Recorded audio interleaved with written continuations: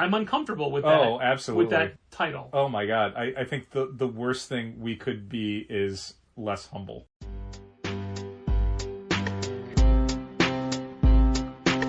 Come on and visit for any occasion. Don't keep patting down waiting. Comics and conversation. Keep the conversation moving along. Keep reading comics, keep your local store strong. If it's hard, then it's a job for the challengers. Comics and conversation, y'all. From Challengers Comics and Conversation in Chicago, this is Contest of Challengers, a comics industry business podcast with Patrick Brower and W. Dal Bush. Okay, Dal, it was a weird day of me talking to a lot of people about stuff that I need to talk to you about, but I don't know that we can talk about to other people just yet. Okay. Well, there's always time after the podcast. That's true, but did you get a chance to read the, I guess, 2 things you got sent today? 2 issues of one thing? Yeah. Yes. Okay. I did not. I had no chance to read those. Oh my God, so good. Yeah? Okay. Woof. Now, the reason we can't talk about that is because that book doesn't get announced until next week. Right.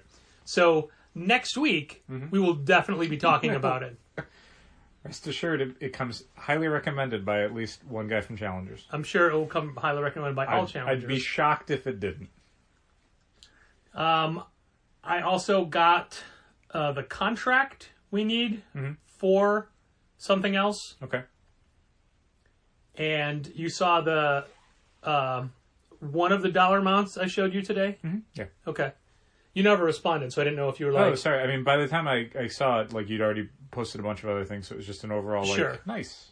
Yeah. I didn't know if that was like, oh my God, that's so cheap, or oh my God, that's so expensive.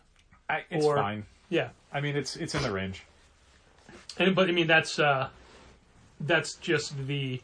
Right. One. There'll be other fees. Right. Oh, yeah.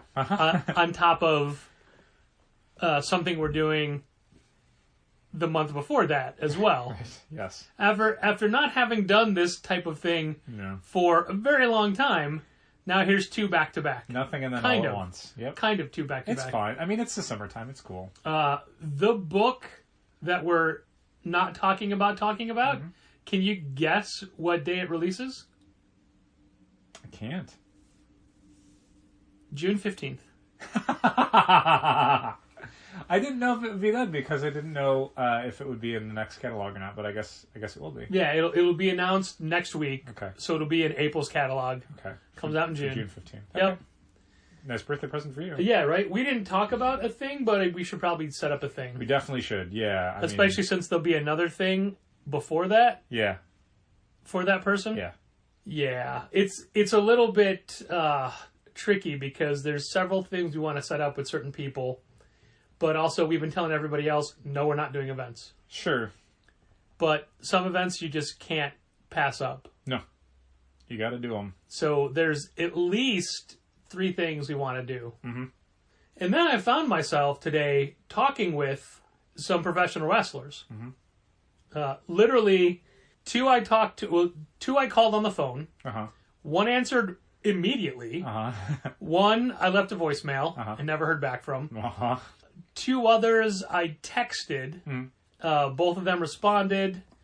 1 positive, 1 I'm sorry I can't. And another one I was talking to via Twitter, Twitter Messenger, but I don't have a definitive answer. Sure. So it looks like, God, this is terrible. It's a terrible podcast. It is. What is this called? Good This Lord. vague signaling? Is that a word? I don't think so. It can be. It's like, hey, we're telling them all these cool things we're going to do in the future, but I would like it if you could guess the... Well, we can't do this here. If you could think of a real mean girl, that would be... Who you reached out to? Yeah, that's my choice. On Twitter? That's my choice for number 3. And another person I reached out to just... like not to be part of that, but for something else, they can't do. Okay. So I have no idea if DJ will come through. I don't know if this is their world at all. Sure. And I don't know how well I explained it. But if not, very happy with what we already have. Yeah. And don't want to clutter it. but at the same time wanted a little different representation. Yeah, I mean, in my mind, the more the merrier. But obviously, you Right. know, there's only so much reach that Challengers has. Well, Challengers has more reach. It's just that we don't want to overtax the person involved with putting this all together. Oh, I think they'd love it. Because there's still I think they'd love it. the first person I told you about. There's always the other half to that. Sure. But I don't know how much. Sure. I don't know. So anyway, that was fun but rushed because that person came in right before I had to have my conference call. Uh-huh.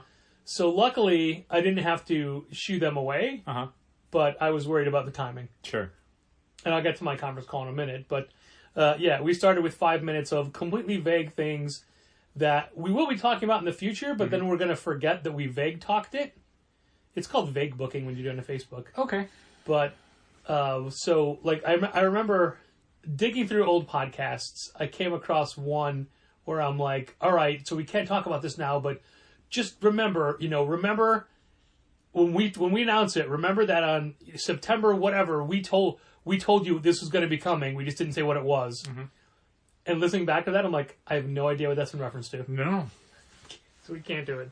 So anyway, really fun things for the store and hopefully for you, listener. Yeah, I mean, it's products. These are things that Yeah. we're going to have to sell. So this isn't just like some weird thing we're doing in the background you'll never know about. Like, you'll absolutely know about it. It'll be for sale. But it's also, more than just product. It's experience. Experiences.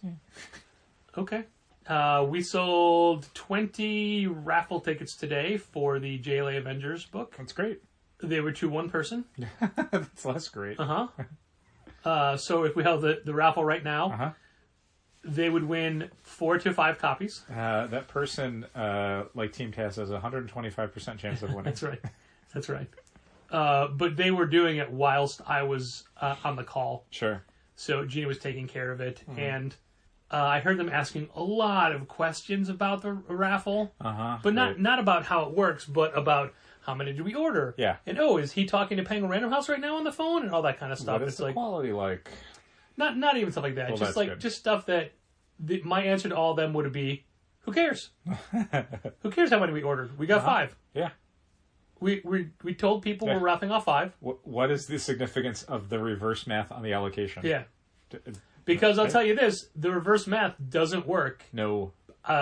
In theory, the diamond allocation for anything would be every store. Let's say there's, I don't know, the math doesn't even matter, but let's say there's 1,000 things and 500 stores wanted it in different quantities. Right.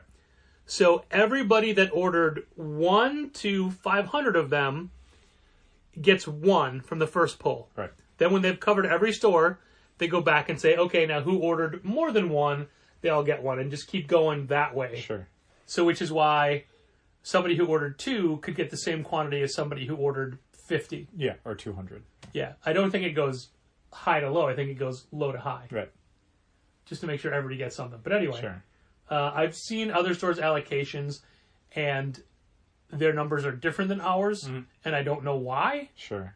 But it's also, I mean, who cares? Yeah, I don't. we got more than we expected to, even though it was less than what we wanted. It's fine. I saw something that was really just horrific as far as this goes, and it was there's a private group on Facebook that I don't have access to about comic collectors, quote unquote collectors. Okay. And somebody had posted in that, and then somebody else from a different language had copied that post and pasted that, and Sean McKeever had shared that. So the original post is somebody showing a photo of 10 of the JLA Avengers books. Okay. And the post was, I had to drive all day, but I scored really big. Oof. If anybody wants to support George, you can have these for $2.50 a piece. How would that support George? Right. Are you saying you're giving that money to charity? That's all. I couldn't see the original post, but that was basically the screenshot said. Yeah. And first of all, these books don't go on sale technically until next week. Okay. The 16th is their release date. Okay. So the fact that this guy got a bunch from other stores is wrong. Yeah. Secondly, the whole I'm selling them for $250 a piece. Go fuck yourself. Also, I guess that's the going rate. If you want to support George Perez has publicly stated that he and his family do not need any money. They are well cared for. If anybody's doing this, he would prefer the money go to the Hero Initiative. Sure. But just saying, if you want to support George, it's like buying a George Perez t-shirt and saying, I heart George. Uh-huh. How does that support him? Yeah, I mean, unless the money's going to a specific place. Which it did not say that. You note that. Otherwise, no. The point of the thread was trying to find people who were raffling it off or auctioning it off. Mm-hmm. And I got to tell you, for every store that is... Like, there's several stores I know that are doing we're just going to sell it for $30 to the first people that ask for it and just forget about this whole thing. I understand that mentality. Sure. I get it. It's not a super fun... you're getting inundated with questions and phone calls and whatnot. Then you have people that are selling it for higher prices and donating the money. Okay. Fine. Sure. There's stores in our area who are selling it at cover price to the first people that asked, but also really hope you make a donation. Which, okay, sure. But I feel like the majority of the stores are doing the same thing we're doing, and almost everybody's doing it for $5 as well, which is raffling them off. I did not turn the heat off. I just thought of that right now, randomly, for no reason. But stores are raffling it off, whatever copies they have, for $5 a piece, and giving that money to the Hero Initiative. And that is what we're doing. Our raffle, and we talked about this last week, but now we've started taking the money for it. We started giving out the tickets. So it goes through April 11th, and I've already had several questions reacting to the initial post saying, is it available online, when the post says in-store only. Yeah. But it's even... A friend of ours specifically asked that question today via email and quoted the text that says in-store only. Yeah. Oh, golly. So the questions were, can you win more than one? I mean, it's a raffle.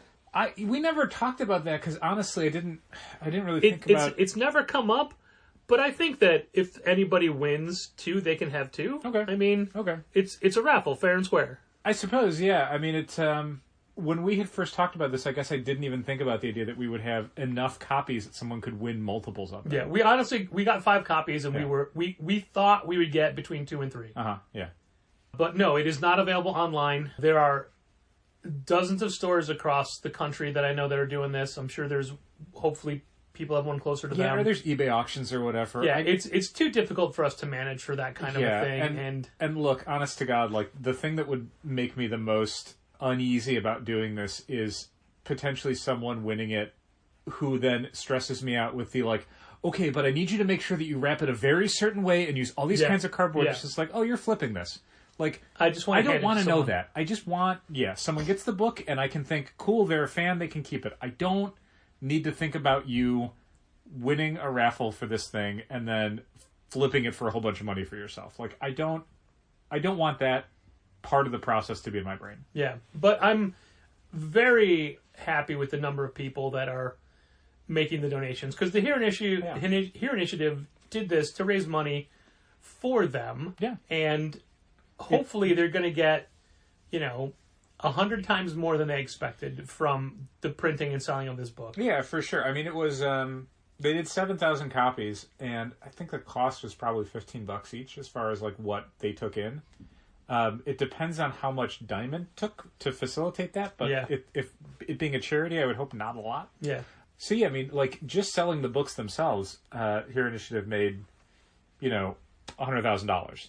I would like them to make at least another $100,000 from stores raffling them off or auctioning them off. I think that they would will be great.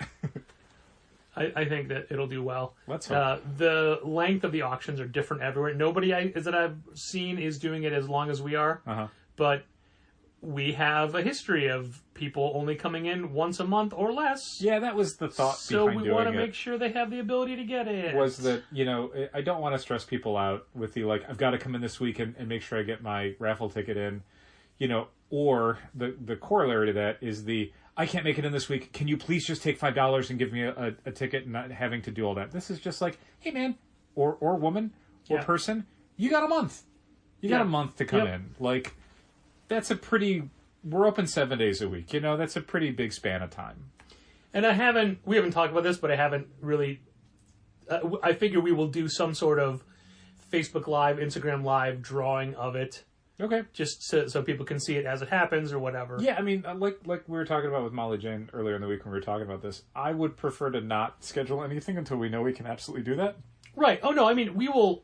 When I say Facebook Live, I just mean put it up on Facebook. I don't mean schedule a time, have people tune in. I just mean... Oh, I see. Okay. It'll be, after... people can see it after the fact. Like, I don't... Sure. Yeah. Okay. Yeah, that makes more sense to me. Yeah, I didn't... Some sort of live drawing was like, that's going to be hard to coordinate. Sure. No, so people can see it happen rather than just post soliciting. We will obviously post the 5 winners as well. I assume. And I just want to make this clear to everybody. People that work at Challengers can also enter. Is that right? Yeah, why not? It's a raffle. Their money's for charity. Sure, but sometimes people have misgivings about the idea that, like, somebody who is facilitating a drawing can also participate in a drawing. I don't, but... I mean, that's why we'll videotape the name calling, name picking. Cool. I was the first person to kick in $5. Okay. Like, there was a list of employees who wanted to buy the book, so that's true. they absolutely deserve a chance to win it. Okay. Their $5 raffle ticket is as valid as anyone's. Sure. So, yeah, I will probably be reminding people. I don't know that we're going to do a, hey, did you want a $5 raffle ticket with that when people are buying their stuff? No. I mean, there's signs all over the place, and I don't want to... I guess I don't want to pressure people into it. Like, right. Yeah. This is only if you want to... It'll be in all of our emails. It'll be out in the subscriber email that goes out on Tuesday. It'll be, we got signs all over the store. It was already in the weekly email last week, or the one that came out yesterday. Yep. Last week, but yesterday for recording. What we are going to do is we have an incredibly generous club customer, not a subscriber, who every week drops in $5, $10, $20 into the Hero Initiative bin by the register. Yep. So we're just going to, for every time he does that, we're going to put raffle tickets in the thing for him, whether or not he realizes it's happening, because that's he's been given money for a while. Yeah, so, that's true. Yeah, happy to do that. But again, it's very what's the opposite of disheartening? Heartening? Heartening. Is heartening just a word? Heartening's a word. Heartening is a word. It's very heartening to see how many stores are doing this. And the HeroInitiative.org has plenty of testimonials from creators who have benefited from this organization and helped them. Chris Ivey was living in his truck in the woods. Oh, wow. Thinking, he had nothing left for himself, and they helped him out. Great. For years, we were always supportive of the CBLDF, the Comic Book Legal Defense Fund. And the CBLDF is also important. It helps creators and retailers who are unjustly persecuted by draconian laws in their area for selling pornography, i.e., there was an issue of ElfQuest that showed childbirth, and the comic seller who sold that got arrested for selling pornography. And it's situations like that, like where people's First Amendment rights, free speech is trampled on. And that's important that we've been. That's an organization that you and I have supported for decades. But the Hero Initiative is more of our focus as far as comics industry charity there's goes. A lot of creators that have been left behind, unfortunately. The fact that almost everyone creatively who works in comics is a freelancer means that there's not a lot of safety net for people as they get up in age, and as they're certainly the lack of reliable healthcare in America is also not a great thing.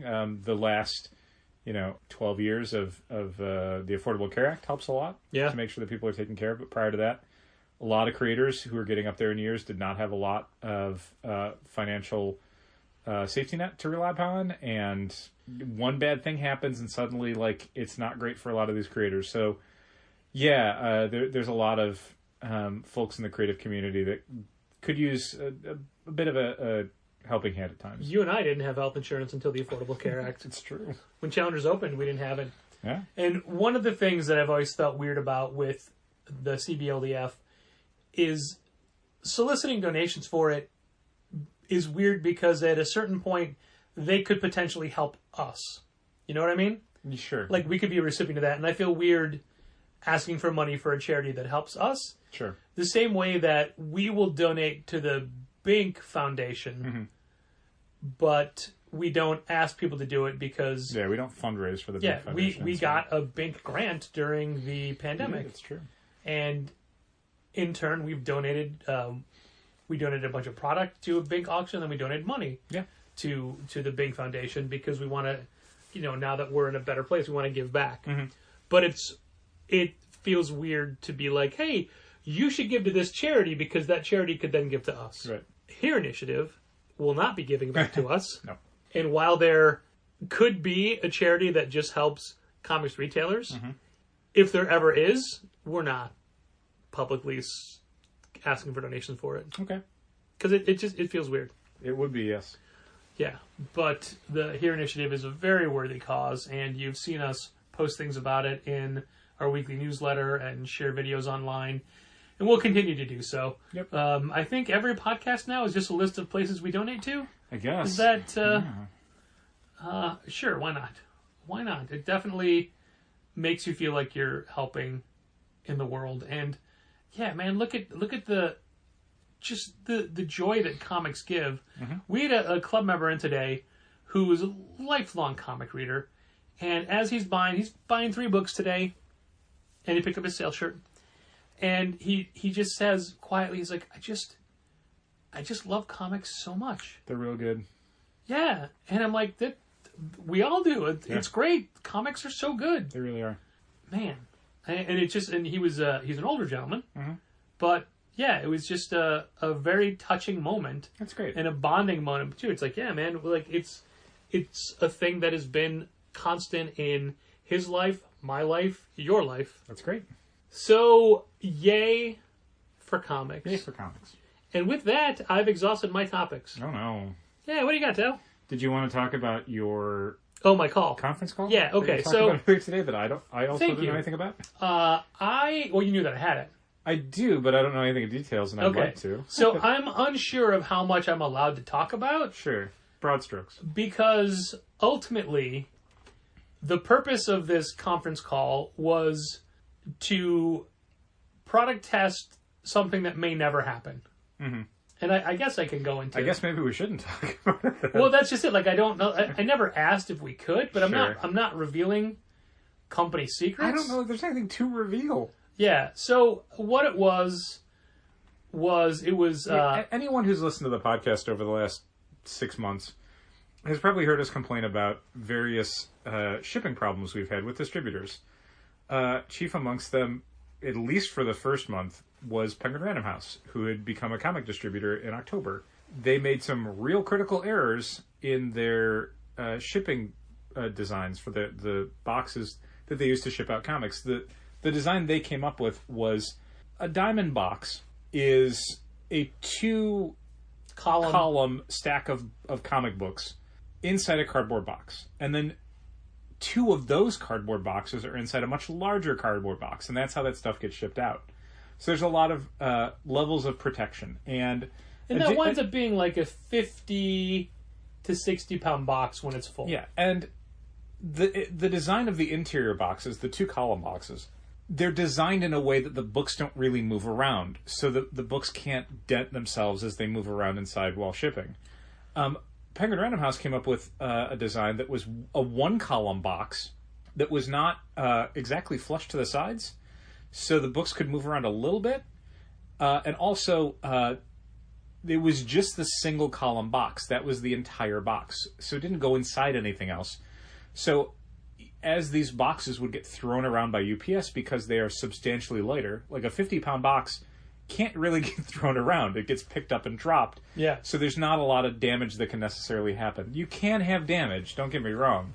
But when we got the first week of the Penguin Random House boxes from Marvel, they almost all had been, like, dented and destroyed. Like, yeah. Every single box, it looks like, had been punted by UPS at some point during the shipping process. And it takes so little for a comic book to go from, like, pristine, everyone's going to want this, to, oh man, I literally cannot sell this to somebody. Like, the level of damage is so seemingly insignificant and yet also unignorable. Like, you cannot miss it if you're a comics fan, if, like, a corner's dented, or there's creases on the spine, or there's a little, like, fold in the cover. So almost immediately, retailers were like, you have to do something about this, to Penguin Random House. And Penguin Random House had already spent months designing these boxes and coming up with what they thought was a really effective solution to get comics to stores in the best condition possible, and they found out that it was absolutely not. So the first thing they did was within a couple weeks, they took the single column boxes, put them inside a much larger box, and then wrapped the interior of that box with bubble wrap. In general, that's been okay. We've had weeks where, the interior box gets dented somehow, and then that, borks 15 or 20 copies of a book. Yeah. Because, again, it doesn't take a lot. But most weeks we've had, the usual amount of damages, well within the range that Diamond would have, where it's like, a couple copies of Punisher, whatever. And, you're reporting to Penguin Random House, they send out replacements, usually later that week. You're totally fine. But the idea was, the solution that Penguin Random House had come up with in their first month of smaller box inside larger box wrapped in bubble wrap was a temporary solution, because it's a lot of garbage. It's horrifically wasteful. It creates a lot of waste. You have double the amount of boxes to cut up. You have all this bubble wrap to slice up. It's not great. So Penguin Random House had been working on some alternatives, but this time they really wanted to make sure, is this gonna work? Because they had said they had done all that, and they had gotten comic shops to kind of product test the shipping boxes, but yet every single retailer who got them in the first week was like, I could have told you this wasn't going to work. So this time they expanded, I guess, a little bit their testing pool, and Challengers is one of them. And so we had a chance to try out three designs? Three different boxes. Yeah. One design, 3 different versions. Sure. Yeah. So they sent us the boxes early in the week, full of product, and said, hey, please don't open these until the conference call. Yeah, and that's the key thing, is that this wasn't just like a box, what do you think? It was, we are putting the exact right amount of comics that we would normally ship inside these boxes, so we can see that the books are actually going to show up in sellable condition. And what sellable condition means to each store is different. So the idea was, Penguin Random House wants to see live what's happening. What do these books actually look like? But not only that, they want to see how each store unpacks a box, how they sort their books, the whole process. Yeah, which makes sense, because every store does it a little differently. And the testing pool is important, because what Challengers might think is like, oh, this is perfect, this works great for us. Another store would be like, I literally cannot have any of my employees do this. That's not how we do things. It's funny you say that, Dal, because it is funny. The entire... We were laughing. How funny it was. Uh-huh. The entire time of this call, I'm just going to cut to the chase. I love the boxes. Yeah. Every time I said how much I love these, in my head, I just heard 20 other retailers telling me, you're wrong, these are terrible. Right. Because that's the funny thing about retail. The first boxes is that if we're taking Penguin Random House at their word, at least one retailer got those first boxes and went, oh, perfect, don't change a thing. Which almost can't be the case. Right. I don't know, weird. So the call got off to a bad start on my end because, I brought in this very stand that we're using to record with, and it's garbage for my purposes at the store. Oh, I'm sorry. And I had my earbuds in. Mm-hmm. Fine. I mean, it's short, it doesn't extend, and it doesn't... Tilt? It can't support its weight when it tilts. Oh, okay. So when I would move it, like I dropped it several times. No, that sucks. Gina had to be camera person for a while, but she couldn't because she was also ringing people up and answering the phone, answering questions. Sure. But also, I didn't know I needed an app for this call. I thought I could just click the link in the email and I'd be connected. It's Penguin Random House. You always need an app. So I had to download a Microsoft Team something app. So I was about 4 minutes late. Oh, fine. sucks. There were 5 people from PRH on the call. One we know.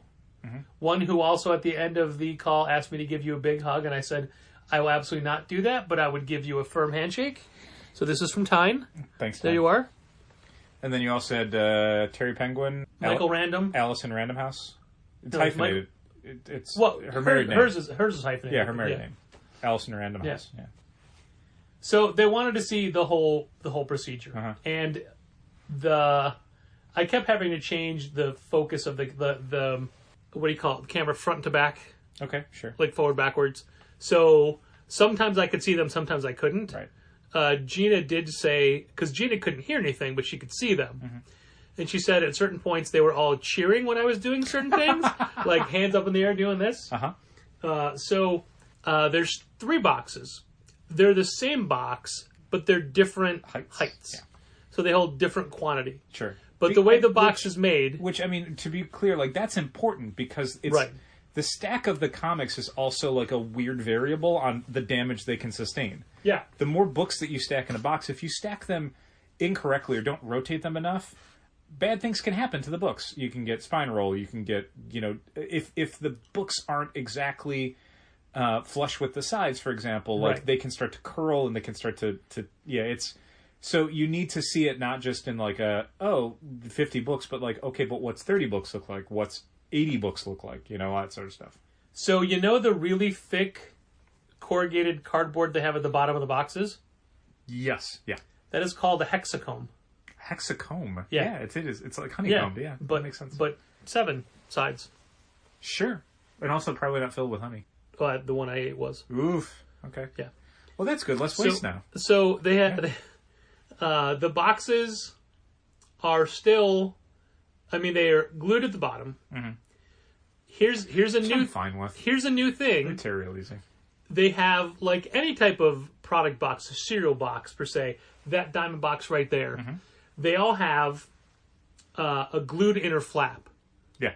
These new boxes glue the flap on the outside, so there's no possible ridge inside. Yeah, that makes sense. Yeah. Okay. Yeah. Sure. That's cool. And I said that it makes the outside of the box look clunky, but who cares? It smooths off the inside. Oh my god, yeah, I absolutely don't care. Yeah. The outside of the box could have spiders on it. Yeah. But as long as the books are fine inside, I'd be okay with it. So each box, like, here's a full examination of the outside of the box. Here's the most of the wear on the bottom. You can see where it's been on a cart or where it's dirty. You can see where this corner is dented a little bit. Sure. Of the 3 boxes, one of the tape had split on one of them and was popped on off. But the other 2 had 2 pieces of tape across them, so they were fine. Okay.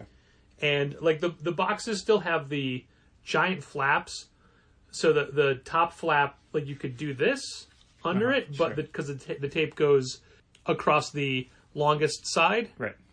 Like in the center. Yeah, but it doesn't matter. No. I'm like, you could avoid that by putting the tape more toward the edge. It doesn't matter. The tape didn't break. Nothing's getting in. The flaps are the full size of the comics themselves. Sure. And there's 4 of them.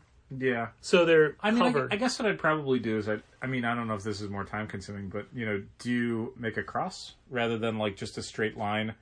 Do an intersecting? Oh, no, I said that. Piece of tape. I said that's how we ship our boxes. We do a second. But I mean, if it's a machine doing it, fine. Sure. I did say I don't like dealing with the big flaps, but I understand why they have them. Sure. I like the big flaps because it makes it easier to like lift the boxes up when we're sorting. Sure. How great would it be if there were handles on the inner flaps? I didn't think of that. That would be cool. I didn't think of that. So you open the box, all the 4 flaps out. There's a layer of paper.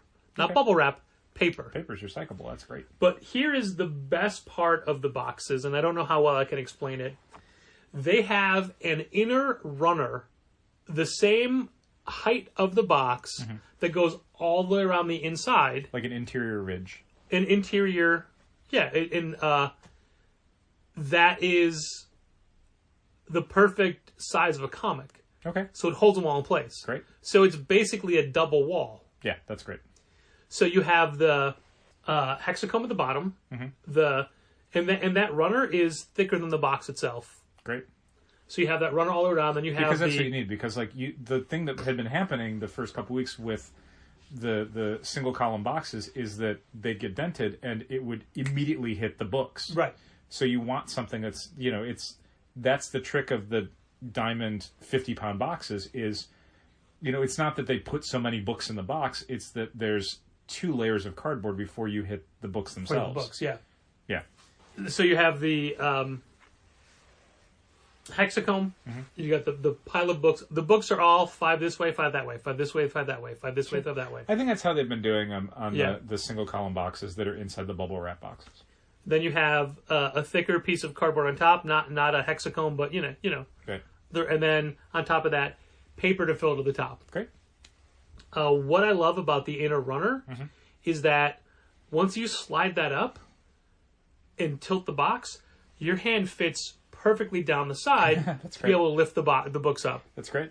Because that's one of the tricky things about, especially the Marvel books, like taking them out of a box, is that the paper for the covers is so terrible that the second you touch it, you're damaging it. So like if you have to dig in to get it, all you're doing is damaging product. I explained that so thoroughly, and I told how Image had when Marvel changed to the same as the cover stock, and everyone hated it. They're like, "Well, Image did it," and we're like, "No, Image raised the interior paper to the cover stock. They didn't lower the cover stock down to the interior." Right. So I explained all of that, and I said that doing it this way, there's not going to be the human error of damaging covers. Right. I'm like, look how easy it is to take these out of the box now. And somebody had said, why don't you like dump the box over and lift it off that way? Like a lot of people do that. And I'm like, yeah, I hate that route.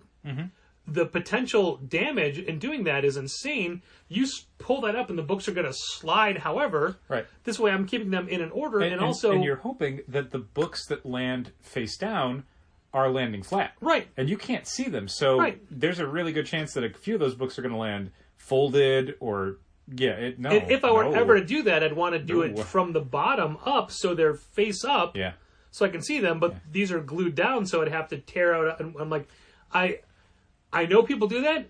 I would never do that. I think the potential for damaging the books is so much higher that way. More power to anyone who does it. And I said repeatedly, I'm like, you're going to get every store you talk to is going to give you a different answer. That's true. But so I can take them out. Like, look how easy it is to take them out. Oh, my hands fit. They come out.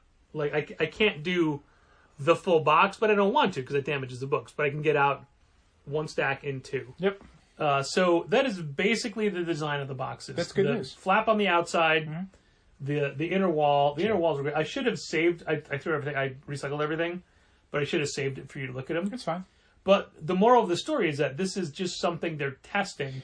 They don't know if they're going to do. Yeah, I mean, this is something that we're talking about, but may never get produced for stores. Like, this may or may not be the next design for the Penguin Random House comic boxes. But they know that there's a lot of waste. They want to lessen the burden on the supply chain. They don't want to have this much cardboard being used. Well, I mean, and the other thing to consider is that, you know, for every store that's like, oh my God, it's such a pain in the ass to cut down these boxes and deal with all this garbage, there's someone at the other end of the chain that has to package all that stuff up. And it's probably taking them twice as long as they'd want. Yeah. They have to pack up an interior box and then tape it shut and then wrap it in bubble wrap and then put that in another box. Here's the thing. And then tape that I don't know how you would get these books in these boxes because it's so Trade snug. secret, probably. Right. Like, I don't know how, you know, and I talked Wizard about did it.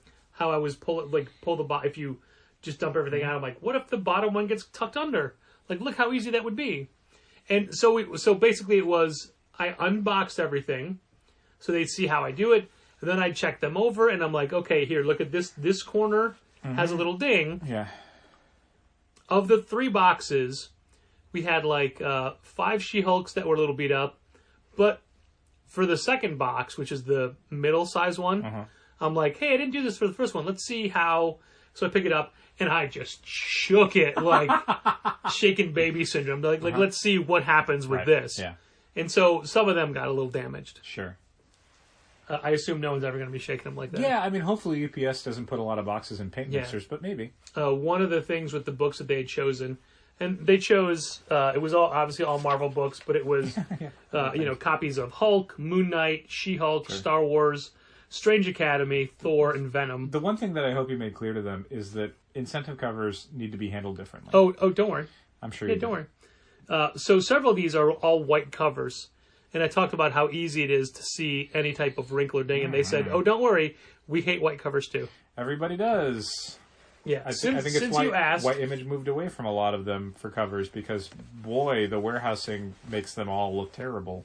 Since you asked, they did say, how do you prefer to get your variant covers? And I said, bagged and boarded individually, packaged safely. Yeah, I mean, in a T-fold. That's what they've done for some... Like, there's stuff that, like, promo posters we've gotten that are packed better than the comics, where it's like the promo posters are in a little stack, and then they're covered in like a kind of, I don't know, foam paper or something. Yeah.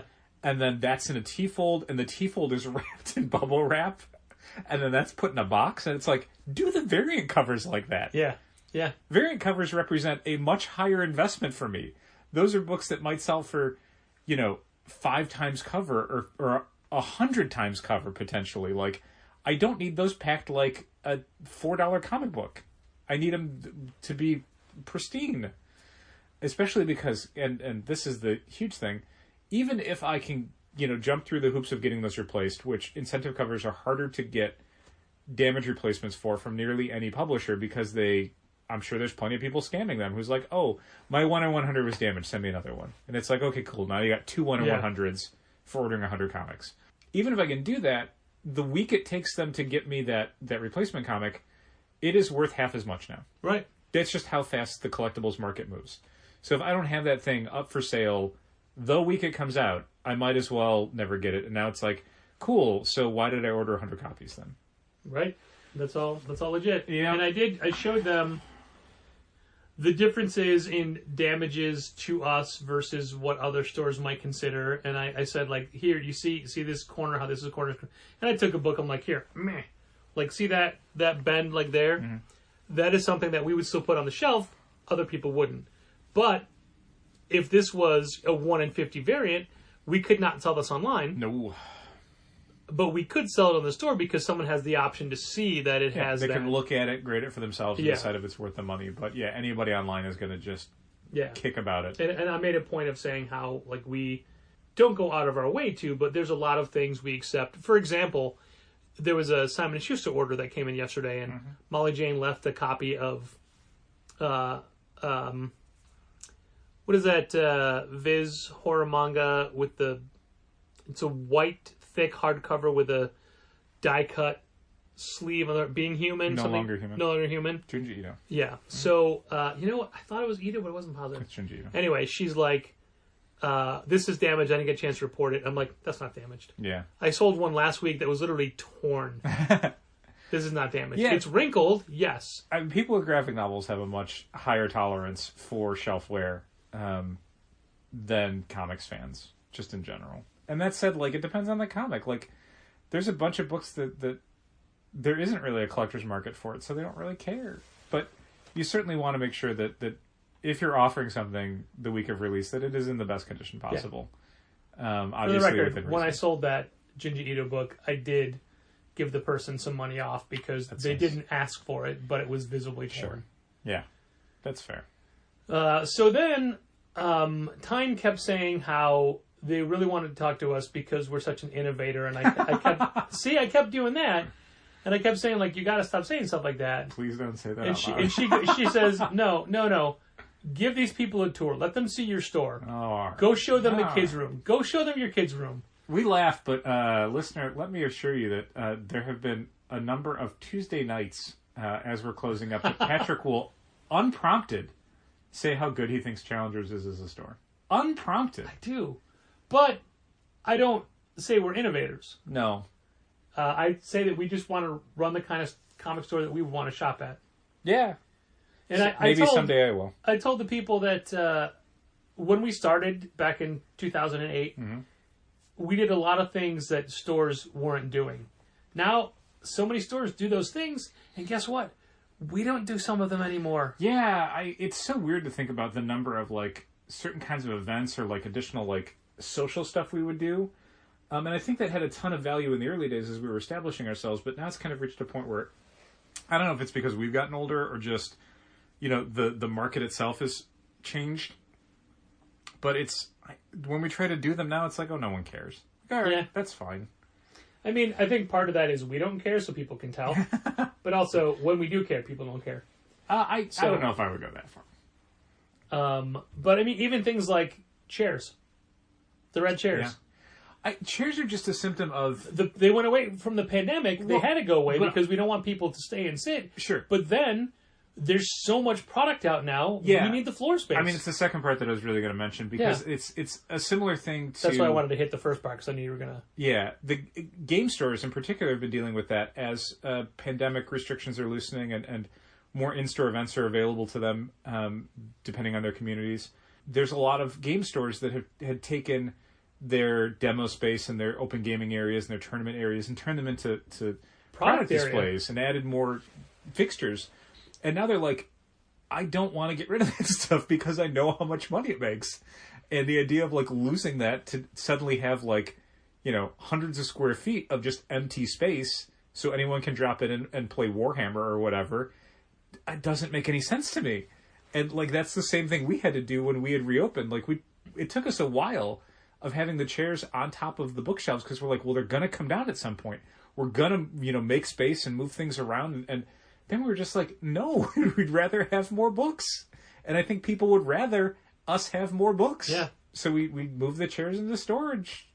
They didn't need to be in the store because we don't foresee a version of the store that's going to have space for them. Yeah, we couldn't get rid of them, but we don't have them in the store. No. No, even stuff like areas of sidekicks where we were like, we'll eventually have drawing tables for the kids again or whatever, coloring books. But now we're like, no, let's have more little golden book spinners because little golden books sell like crazy, They all applauded when they saw the 2 little golden book racks. My God, they're so great. Yeah. Like, I legitimately routinely think about, like, we should get a third of those. Like, because you were mentioning, like, we were watching the Egon Page toy blog. Yeah. And he was like, I bought all these little golden books. And you're like, we carry one of those. We sold stacks of those today. Little golden books, I mean. Right. So, I mean, like, there's definitely varieties that when we had done the last couple orders, we were like, we'll stick to the comic ones, Yeah. We do the comic ones, we do the Star Wars ones. Let's not go crazy. Oh, no, my point with Egon Page was that I don't want us to carry those. But I'm saying, like, I don't know, man. Like, maybe. Like, because we branched out a little bit into, like, let's do Pokemon. Pokemon ones sell like crazy.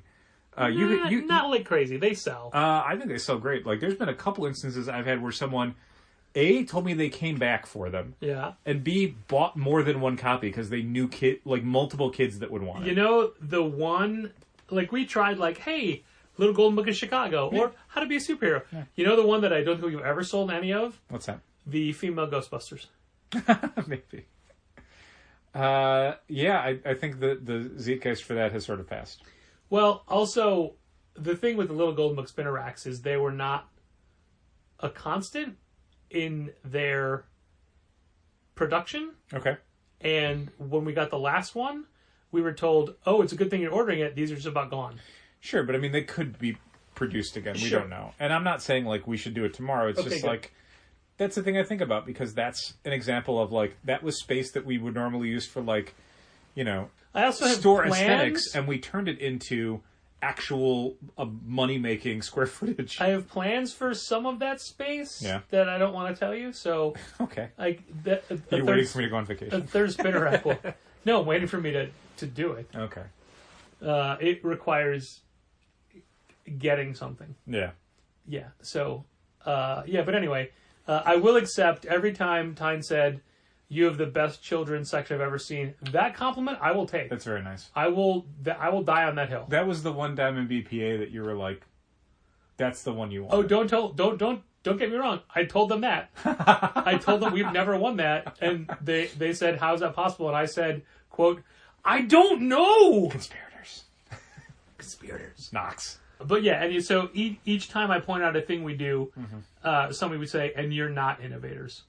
I'm uncomfortable with that. Oh, absolutely. With that title. Oh my God. I think the worst thing we could be is less humble. Like, it would bother me to be like, no, we're really good at this. It's true we're that super smart. Everything we do is brilliant. On a Tuesday night when the store is clean, the shelves are stocked, and we're shutting down for the day, I look at that store and I think, this is a good store. It's a good store. I'm happy with it. It's a good store. There's obviously things that I'd love us to improve upon, and there's a lot of behind-the-scenes things where it's like, Jesus Christ, if I had a week off from doing all the store stuff, I would work on this stuff in the back. But if you did a week off from doing the store stuff, you'd get 1,000 phone calls from me saying, "How do I do this?" Well, I'd be in the back of the store, so you would just be like, "Hey." But I think the sales floor, I think, is really good, and I think we're working in a lot of ways continuously to kind of tweak and improve it as much as we can. We're always finding little things where it's like, oh, that could be different. Somebody came in to buy stepping stones today. Mm-hmm. We legit never found it. Really? Yeah. It should be on the wall. The computer said we had one. It should be on the wall. Never found it. Okay. If I go in there Sunday and find it, I'm going to take a picture and show you where it is. Please. I mean, I was looking behind stuff. Yeah, I mean, it would be in the wall. Yeah. Like near the Heartbreaker section. Yeah. Or Heartstopper? The kind Heart of Crusher? The ones with the everydays, like... The memoir-oriented stuff and, like, the slice-of-life stuff, yeah. Yeah. Like, on the... When you walk into Sidekicks, immediately to your right. Yeah. Yep. Yeah. That's what it would be. And we looked everywhere at the red shelves. I mean, it's possible it got misfiled or whatever. But I mean... It's also possible... toward that place. We looked on the floor, we looked under drama, we looked under... It's also possible humor. A copy just got... swiped or it got entered into the system wrong. Yeah. Some sort of error in the system. It happens. So the system said we had one. Sure. So if I would be freaking out if it said we had 3 and we can't find them. Right. That would be different. But but I mean I did see one recently where somebody had double shelved like Witch Boy, and it's like, nope, Witch Boy goes over here with all the Witch Boy books. All the Witch Boy books. But anyway, that was okay. That was okay. What else was I gonna say? Oh, yeah. So, I mean, they made me feel good about the store. That's nice. I hope that there was value. I was able to give them value and give them... every time I said something positive, they're like, write it down, that's a quote. That's a quote. He said it's genius. Get that printed on the side of the box as a full quote. Exactly. Genius. Patrick Brower, Challengers, Comics, and Conversation, Chicago, Illinois. So I do hope they make those boxes. Yeah, that sounds really good. Yeah. I'm glad to hear that they had some solutions to the problem that we all found with the boxes. I liked the questions they were asking. One of them was, hey, can you check the top and bottom cardboard, mm-hmm. The whatever, just the normal cover, and then the hexacomb, mm-hmm. to see if any ink from the comic rubs off on the cardboard, because we've had complaints about that. Oh, interesting. I'm like, and I said the same thing. I'm like, oh, I never thought of that. Yeah. And I checked them all. I'm like, well, this one is dirty, but I think it's just dirty from the cutting. Sure. Like, none of these have... I started looking through the books. I'm like... Because that is a common diamond damage is... I call it a printing damage, but it's when something rubs across, like, half an inch from the spine. Yeah. And it could have been a roller issue, but it could also be a cardboard mm-hmm. friction paper burn issue. Sure. So I looked through everything, and there was one She-Hulk that had something on it, but mm-hmm. also that was from the damaged ones that I shook like a child. Sure. Okay. So it could have been caused by that. And so they were asking questions, things I hadn't even considered. So as long as UPS doesn't hire children. Exactly. It should be okay. For me to shake. I was happy with they were making me think about things that I hadn't as far as the packing goes, which makes me think that they obviously came at this from every direction. I assume that they've been accumulating a lot of complaints from retailers over the last few months, more in probably the early weeks, and they designed something hopefully that addresses all those concerns. And then I said, well, I have you. Let's talk about billing, and they all simultaneously hung up. Yep, that figures. No, it was worthwhile. That's great. And it wasn't. Thanks for doing that. I was worried about people being like walking in just because I'm facing the front door because I'm at the end of the counter. I was waiting for people to start talking, and I had to be like, I'm on that kind of thing. I can't. Mm-hmm. But only one person started talking, and Gina interrupted it. That's cool. Yeah, that was a good time. That's great. Once again, thanks for doing it. Yeah, you bet. Happy to do it. I mean, you do enough PRH calls. Sure. And have another one coming up. I also mean, like, for the industry. Like, thanks for doing that, for giving them feedback. Yeah. It's going to help. If they move forward with these particular designs, it's going to help a lot of stores. Well, when they were saying, hey, hey, don't talk about this on the podcast. Did they say that? They said, don't worry, you can say whatever you want. No, let's listen to your guys' show. We may have a sponsor. My mom's getting all the inside details on the thing. We may have a fun sponsor. I haven't gotten back to them. Yeah. And even if they don't become a sponsor, we'll talk about it later. Sure. Because it's a very... Definitely in September. Remember that we talked about... we talked about...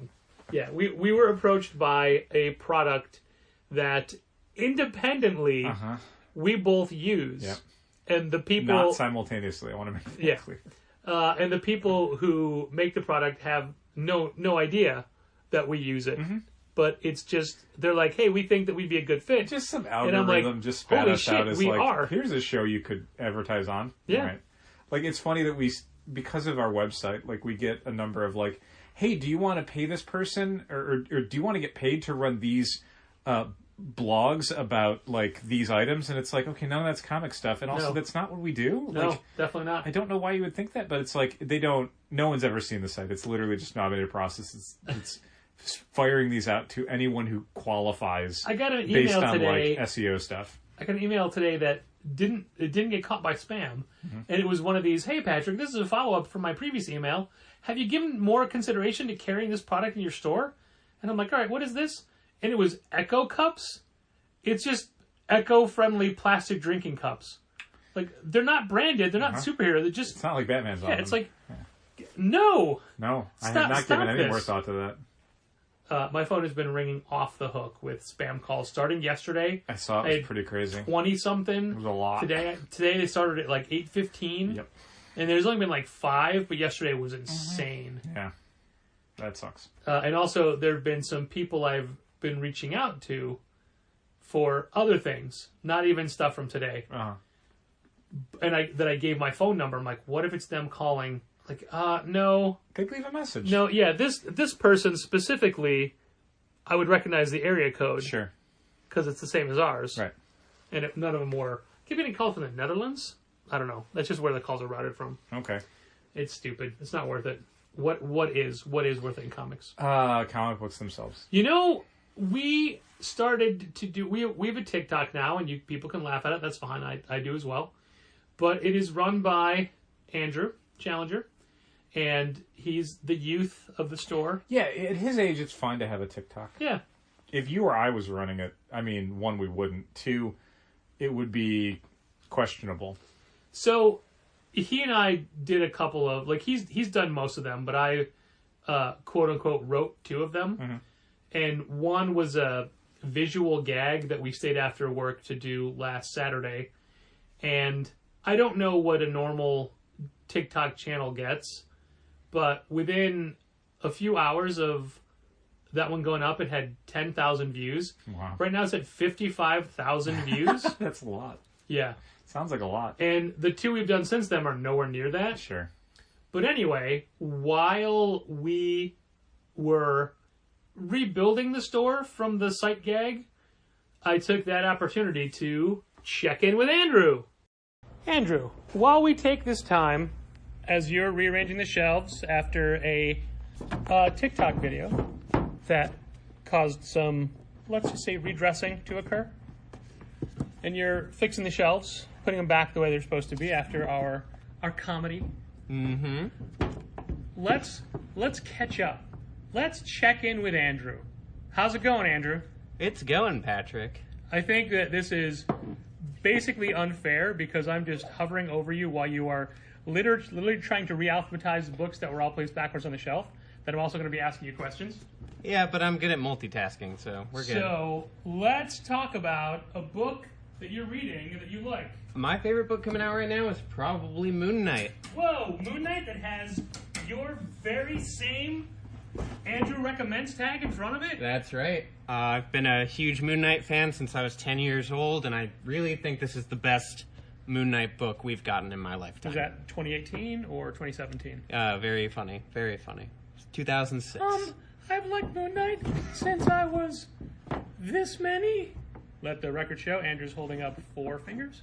I'm pretty sure this is 10, but I digress. Fair enough. That is the same voice I used to use whenever I would imitate young cabin boy Chip, who was Dal's alter ego in a comic theatrical presentation we used to use. When I say theatrical, I mean it was an audio drama we would revisit all the time, and he was cabin boy Chip. Well, I'm happy to take his place as the youth around here. I was intrepid new release investigator Justin Case. And it was always the case of the new releases. And then our then co-worker, Justin Jeffries, was always the hired goon or the gunsel. because he did a good, hey, what do you, leave me alone kind of voice kind of thing. Anyway. Should bring it back. That is not what we're talking about. We're talking about the Moon Knight, Mark Spector, Stephen Grant. Jake Lockley. Or... Mr. Knight. There you go. I'll take Mr. Knight. Anyway, why do you like it? First of all, I think the art is incredible. It has some of the most dynamic looking action scenes coming out in comics right now. Who draws it? It's drawn by Alessandro Cappuccio. I probably butchered that. No, that's right. But Cappuccio. I just really love the in-depth character study about Moon Knight. It's going in on his background religiously. Okay, multitask. And socioeconomically. And I think it's building up a really cool little corner of the Marvel Universe for Moon Knight to inhabit without kind of stepping on anyone else's toes. And there's a shocking new character that's introduced in the new issue, yet was also introduced in the very first issue, yet is brand new in the new issue. That's true, and there's also a lot of old favorites of mine from the classic Bill Sienkiewicz run coming back. Sure, like Bushman and the Hatchet Man and Marlene. Oh, wait, no, none of those. But only the most important one, Stained Glass Scarlet, one of the best femme fatales in Marvel Comics. Sure, I'll give you that. Although, definitely with a more demonic correlation than I recall her ever having before. Sure, but at least she's back. What I like about this series, and thank you for asking, is that most of the stories are self-contained. Like, it's building a world and telling a larger story, but they're mainly done in one villain issues to an extent. Each issue you get a full Moon Knight adventure in it, but Did you mean to say full and Moon together? Yes. I figured you did. It's intentional. Yeah. But it's also building up to something larger, and it's doing a really good job of, I think, you know, for a lot of long-standing characters, when you introduce a whole new supporting cast for them, it can be kind of a tough sell, especially because Moon Knight's supporting cast was so developed back in, like, the 80s. And Moon Knight has had so many relaunches, especially in the last 10 years. Yeah, but these are supporting characters for him who I can actually see sticking around for a while. It seemed like there's a lot of, like, Midnight Suns stuff kind of bubbling up in the background, so I hope that comes to fruition soon. But Jed MacKay... I hope they change the name to the Moon Knight Suns. That would be amazing. Jed MacKay, I think, is one of the best writers at Marvel right now. I've been catching up on his Black Cat series from 2 years ago, I think, that I really enjoyed. And he's currently writing all the Strange books. Doctor Strange, and now... Death of Doctor Strange. And now just Strange. And now just Strange. Yeah, I think he's killing it. I think he's a rising superstar, honestly. And if you're not reading Moon Knight... The first trade came out pretty recently, so now's the time to catch up. What's the first trade called? The Midnight Mission. Oh, that's foreshadowing if I've ever heard some. Indeed it is. What was your first exposure to Moon Knight? My first exposure to Moon Knight was Essential Moon Knight Volume 1, which my grandma bought for me when I was 10 years old. She didn't know who Moon Knight was. I didn't know who Moon Knight was. Let the record show that 10 is this many, and Yes. Andrew is now holding up 10 fingers. And I was hooked immediately. I made her go back to the comic book store the next day to get Volume 2. Was there an Essential Moon Knight Volume 2? There was. There were Okay. three. There were three of them, actually. Wow. And Man, do you remember Essentials? I mean, obviously you do. You're talking about them. those were my gateway into comics. You know, 20, And let's 25 face it, comics for $20. If you're gonna be exposed to Moon Knight, black and white newsprint is the way to do it. Oh yeah, I mean they put out that omnibus recently, and it looks good, but something about that black and white, especially when it was in the Hulk Rampage magazine. and Hulk magazine. Yeah, Yeah, that's the I good have stuff. those. God, I love those. Those are so good. And that's where we started to really flesh out who he was. Because, you know, when he first appeared in Werewolf by Night, he was not at all what he is now. Yeah, I think the current version is a little closer to the Werewolf by Night version in that he's very much tackling supernatural threats again. Yeah. For a while, he was very much just another street hero like Daredevil. But what I've always found compelling about Moon Knight is he very much toes that line between being a street-level hero and fighting normal vigilante battles, but also, you know, dealing with God. I liked the new issue how they, even though there was a Devil's Reign Moon Knight tie-in, this was the issue of the regular Moon Knight series where they kind of addressed Devil's Reign. Like, it's just a throwaway sentence. Yeah, and also Jed MacKay brings back a really obscure Marvel concept from 70s Doctor Strange and has a really clever 60s Doctor Strange. That's from Steve Ditko. Yeah, but I like what they're doing with it, and I feel like they have to because you can't call it what it was initially called. Right. Because some other company owns that. Yep. And published books with that very same name. But it's still a great concept. No, it is. I like how it is used in the current issue of Moon Knight. Did you read the Jason Aaron Avengers Moon Knight story arc? I did, and I liked that quite a bit, but it was definitely a whole different direction for the character. Yeah, it's yet again a whole new take on Moon Knight, which he's had so many times. He had a really great series years back. Unfortunately, it had 3 5 or 6 issue arcs, and that was it for that series. And it had a different writer each arc, and 2 of those writers are problematic creators whose work will not be on our shelves. So that just leaves the Cullen Bunn middle section. And the Jeff Lemire. Well, that was a different... Oh, yes, different run. But yeah. We were getting to that. We're going chronologically. That is the era that gave us the Mr. Knight character.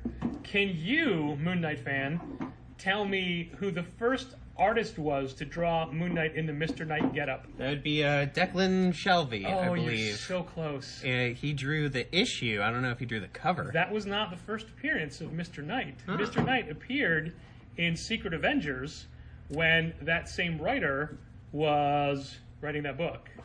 Yeah, now, and that was Michael Lark? That is Michael Lark. Art, yes. Congratulations. You have won a crescent dart to the chest. Hooray. Yeah, I think the current run, there's so many different aspects of Moon Knight. You know, he was cutting dudes' faces off in the early 2000s. Sure. And then, you know, Ellis introduced this Mr. Knight aspect to it, and it seems we were going out of our way not to say names. Yeah, fair enough. That writer introduced the Mr. Knight aspect to it, and I feel like a lot of creators haven't really known what to do with that. Yeah, but I like how that's still... And the way some people still the way MacKay has kind of settled on it is Mr. Knight is what Moon Knight looks like when he's dealing with regular people. Like, that's his public persona. Right. As Mr. When you Knight. have a trouble and you go to the Midnight Mission for help, Mr. Knight is Mr. there Knight. to help you, and then Moon Knight is the one who actually solves the problem. And I think that's it's such a clever balance, and it doesn't feel like a half measure between any of those. And then we had the amazing psychological breakdown series done by Jeff Lemire and Greg Smallwood. Yeah, and that series is just coming out in trade next week. In fact, when you hear this podcast, it'll already be out. And that is when you come in and say, when you come in Challengers and say, I've seen this Moon Knight trailer, or I've started watching this show, what should I get? We're going to give you that one. Yeah, and it's a really in-depth character study of Moon Knight, which I like. And it's got Greg Smallwood art, which if you're reading Human Target, he's killing it on that, and you can definitely see the beginnings of sort of that greatness, current style of his in that book. And all of this, we didn't go back far enough to talk about the Bendis and Malieb run, which tried to really deal with the multiple personality disorder of the character. And, you know, Moon Knight's been a West Coast Avenger and a Secret Avenger and a Savage Avenger, and I don't know, I'm sure there's a Great Lakes Avenger at some point. But he's not really a guy who should be on a team. Yeah, well, I mean, his whole thing is being mentally unstable, so even when he was on the West Coast Avengers, it was like, does this guy really belong here? Yeah. I liked him on Secret Avengers a lot. I thought that was a team that really worked for him, but obviously, Avengers aren't always doing Black Ops stuff, you know? But I think my favorite part about Moon Knight is the multiple secret identities, and that's something that I just love so much about the character, is that sometimes he just pretends to be a taxi driver for a day, you know? Yeah. And it's just so much fun. It's such a natural extension of the superhero idea, I think. And I don't think it gets a lot of credit for that. That's also the original series is what taught me that you could reuse a tea bag. Yes, because Crowley always did it. He had one tea bag, and he would always order just a cup of hot water. And who would he order that cup of hot water from? From Gina. From Gina. Very good. And not Gina Challenger, obviously. Gina from the diner. Different Gina. This one's got 2 kids who would also often get involved in Moon Knight's misadventures. Because why not? Yeah, that classic 80s Moon Knight series, I think the Epic collections are still available, and that's some of the best comics of the 80s as far as I'm concerned. And then we need to quickly mention the Max Bemis run from Marvel Now, like 5 years or so ago now. Yeah, that run didn't 100% do it for me. He definitely tried to establish a new supporting cast and a new major villain, and I give him props for that. Yeah, and Jason Burrows on art. None of it quite landed for me the way that the current run is Sure. landing. This one really feels like a love letter to all things Moon Knight that came before. And Moon Knight is up to 9 right now. 9 came out. And there's an iteration of Moon Knight currently appearing in Avengers Forever, number 3. And very soon, Moon Knight will get his, I believe, very first concurrent miniseries, Black, White, and Blood. Yeah? Which is going to have... First time you'll ever have 2 Moon Knight series, yeah? Yep. As you said with concurrent. And it's going to have a great Stan Sakai cover that I'm looking forward to adding to my collection. We didn't order that. I did. No, I mean for you. We didn't order for you. Fair enough. No, of course we did, because you ordered it yourself on Managed Comics, and we of course let that go through because you want it. Yeah. And we want you to be happy, It is Andrew, which is why you're currently on your knees reshelving graphic novels you just reshelved. I'm happy to do it. See? It is a we great want time you to be happy. to be a Moon Knight fan. All right, Andrew, where can people find you on social media if you actually want them to find you? I'm on Twitter at Juperhero. It's like superhero, but with the word Jew in front of it. And you also handle our TikTok channel. Yes, and... Which is why we are still here after hours on a Saturday right now. Yep, so if you want to see some of our amazing TikTok content, we are at Challengers Comics on TikTok. Yeah, in fact, the thing that we are fixing the shelves from has already been uploaded, so it's already there. Yeah, and, you know, TikTok's been a lot of fun so far. We've gotten actually a lot of attention and followers from just, you know, random comic fans who have discovered us through there, so it's been fun. Well, that's why we leave it to you, the youth. Yep. Andrew is available to talk comics every time he is in the store on basically every other Saturday. And most Wednesdays. And definitely Wednesdays later in the afternoon, depending on his law school schedule. Indeed. Thanks, Andrew. Thank you, Patrick. And you made it all the way through that just to come back to Dal and I for us to leave you. Thanks for listening. Keep reading comics. This has been Contest of Challengers. Thanks for listening. Keep reading comics. Challengers is located at 1845 Northwestern Avenue in the Bucktown neighborhood of Chicago. 773-278-0155. Keep up to date with new releases and events at challengerscomics.com. Like Challengers Comics on Facebook, follow @Challengers on Twitter, and help fund this podcast at patreon.com/challengers.